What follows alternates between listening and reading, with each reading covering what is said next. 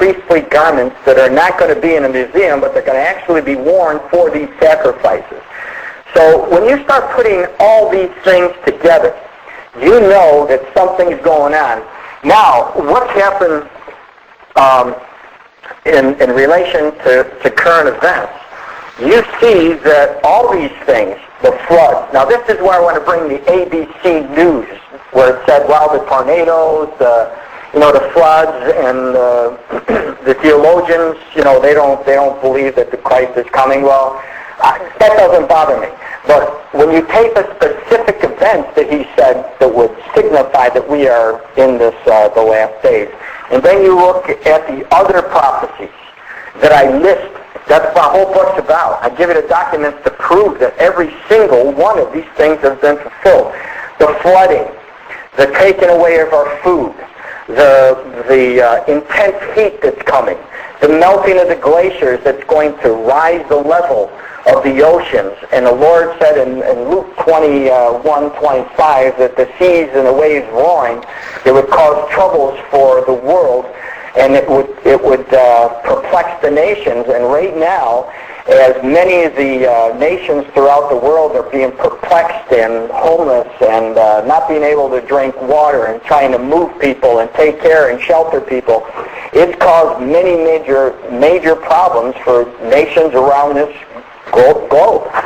And so, now the thing that I try to warn people is, look, this is what you're going to be faced with. If you do not believe what I'm telling you, if you don't believe in the word of the Lord, this is what you'll be facing. When this peace agreement is signed and the 7-year tribulation starts, there's what they call plagues that will be poured out during this time. They are called the 7 seals, which are found in Revelation chapter 6 through chapter 8.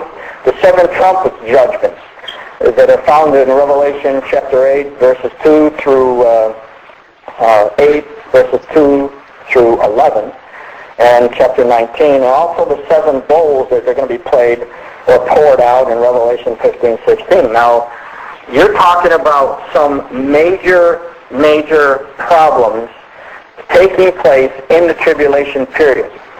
I'm talking about major war, major famine, major death. I'm talking where the pale horse, he says, the death. I'm talking about hail coming down on this planet mixed with blood, mountains that are coming out from the sky that land into the sea, that are going to, you see all these science fiction movies about a star coming down and all the destruction. Well, these things are real events that are going to take place. And the Lord said, I am going to tell you and show you everything that's going to happen before it happens, so that when you see them, you will know that it is I who told you. And so then you have the 7 bowls that are going to be played out. Sores, pain sores on the skin. Well, look at the intense heat. When you read the documents that I put in my book, you'll understand that melanoma is one of the fastest growing cancers that cause boils on the skin and irritate.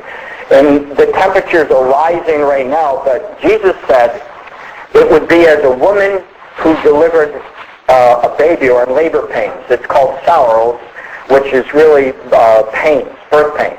And so the Lord warned us that when you see these things coming, that they were going to intensify to the time and get worse until Jesus was delivered, until he came back to restore the earth, which would take place at the end of the 7 years.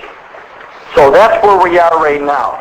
And historically, when you take a look at what the prophets told us, you can see for certain that Daniel knew exactly what he was talking about when God told him, when he wrote what was going to happen as far as the major powers and who they were going to exist. At the time that God gave him the vision, Nebuchadnezzar was the leader, and that was the Babylonian Empire. And God showed Daniel a figure of this huge, gigantic figure, and the head was gold.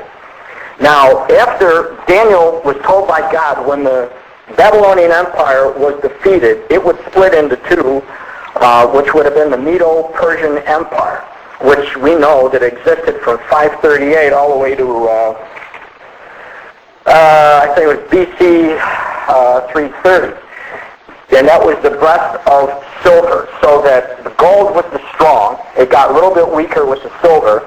And then the thigh, or the waist, would have been the next generation, or the next world power, that we were told it was going to be Greece. And we know that Alexander came running as a leopard, and he fulfilled that. And in the figure, it was, in relation to the metal, it became brass, a little bit weaker.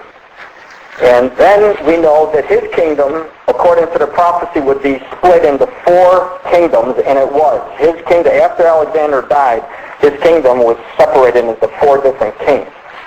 Then the Roman Empire would be next, and it would be the legs of iron. And so when the Roman Empire came, and now the last part of Daniel's, you got to understand this. When Jesus came, the Roman Empire was established. When Jesus Christ comes again, the Roman Empire is established again. So in Daniel's figure that God gave it to him, he showed him that the 10 toes, that in reference to iron and clay, which is the weakest of all the metals mixed, because iron and clay, it even says it in Revelation, it doesn't mix well. And that this kingdom would be a revived Roman Empire, but it wouldn't mix well. And let me give you an example of the European Union, which is the reborn Roman Empire, not mixing well. The Irish no vote. Ireland voted no. This is a prime example of how one of these nations are not strong, because they're holding up the process. And even if they're going to bypass them, it's still considered a weak link.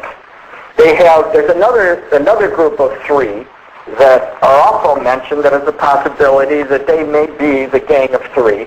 And those are the nations that are not under the influence of the euro right now, which is very important. The euro, I think it's Great Britain, Ireland, and there's one other nation. I got a little brain thing going here right now, but in my book it's in there. There's 3 nations. But I tell the people, look at it. If you think that God is not telling us, or he can't demonstrate it, let me show you something. We have the United States of America, the most powerful nation in the world, the superpower. We have the dollar. We're number 1. But God told me, and God told the prophet in the last days Rome was going to rule. So I tell the people, look at it. When the shift takes place, the dollar is going to drop. And at this time, when I was telling them, and the first slide presentation that I ever put out, I talked about the Roman Empire coming back. And I warned them that they would come together. And just like Caesar, they had their own money back then, they would have their own money again. And so the euro, which is the European Union, there's 13 nations that are actually using the euro. And there's other nations who applied that are going to be using the euro very shortly. But the euro is actually established in the year 2000 when they finally got it out to the marketplace. Now the first year it did pretty good.